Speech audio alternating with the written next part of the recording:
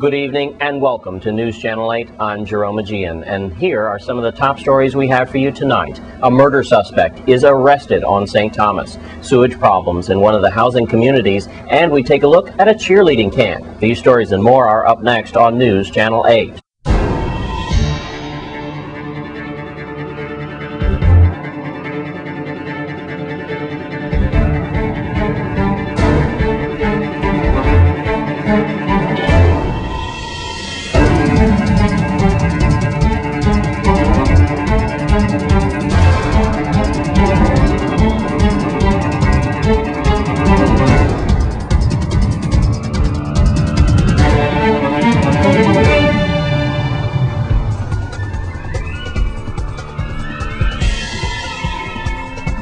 In our top story tonight, police on St. Thomas arrested 18-year-old St. Thomas native Joseph Andrews of Oswald Harris Court and charged him with first-degree murder, second-degree murder, and an unauthorized use of a firearm during the commission of a crime of violence and the shooting death of Issachar T. Chinnery.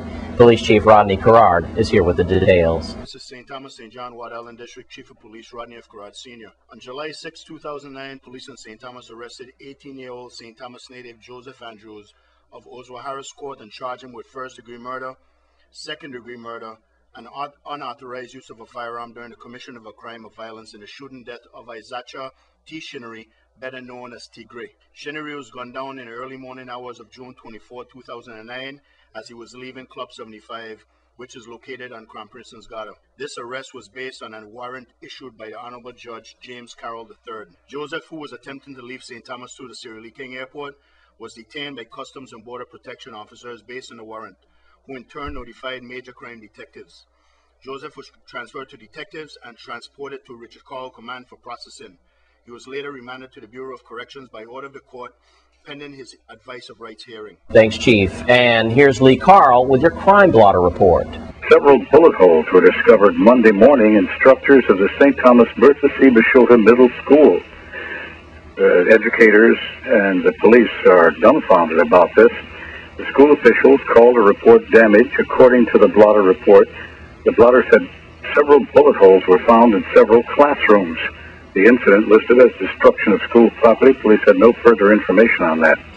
Meantime, there was a number of shots fired about 8 p.m. at Harbor View. We're in St. Croix now, the St. Croix community. No injuries, but the police spokesman Melody Rames said that the Saturday morning police reported gunfire in the Golden Rock area, and they received a 911 call on that. They responded, processed the scene. Several spent ammunition casings were found in the vicinity of Building 11. On the scene, police found a 1994 red Mitsubishi that had several bullet holes in it.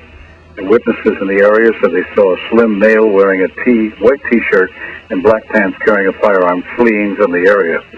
Well, a security guard has now been treated at the Louis Hospital because he apparently shot himself. At least that's what he told police. He apparently reported to police he shot himself accidentally, and he was treated and released.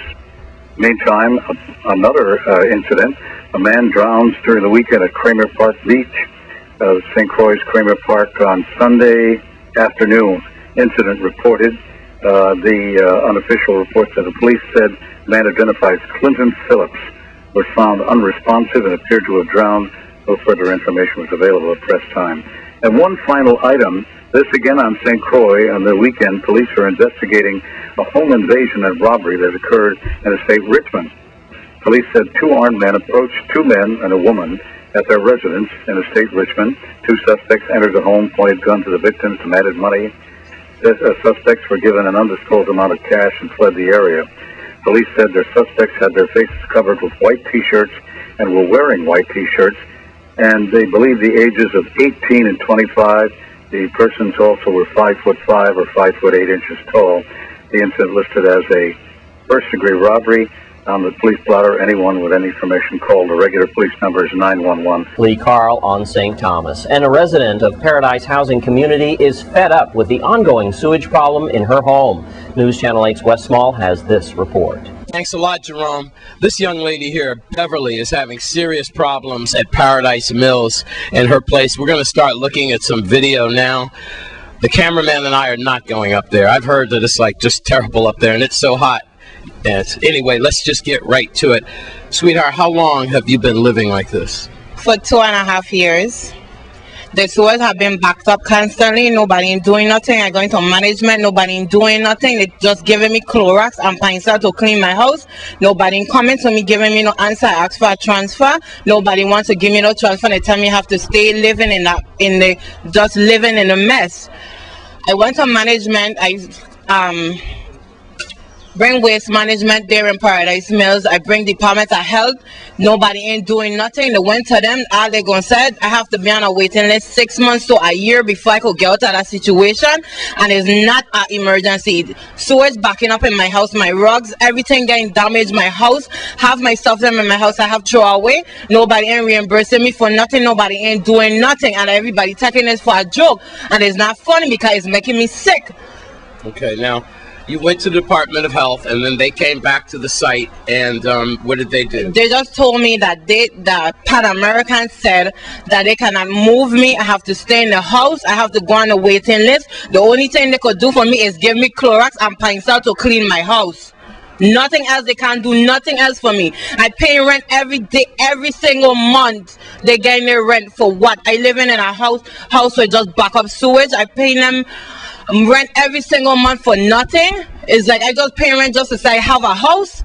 I can't even live in my house. I had to go by one of my friends last night. I asked them to sleep by the house, and I don't think that is fair. I really don't think that is right. All right, now, as officials watch this tonight from the Housing Authority, Patrick Moss and a few deputies that I know personally who are taking the story of interest, what would you like them to do? All I simply ask them to do, they need to give me a transfer outside the house. I cannot sleep in the house no more. It's making me sick. Yesterday I vomiting blood. That never happened to me before. They said everything is messing up with my body, and I keep telling these people that, and they're not doing nothing. No, everybody acting like they don't care because it's not their house. Everybody laying on comfortably while I done laying on in shit, you know. How could I go and be in a bathroom with shit in it? And what's the building number? Building 4, apartment 7. Well, there you have it. She's had it up to here, and you know what? I'm Wes Small for News Channel 8. Thanks, Wes. Stay with us on News Channel 8. More news is after the break.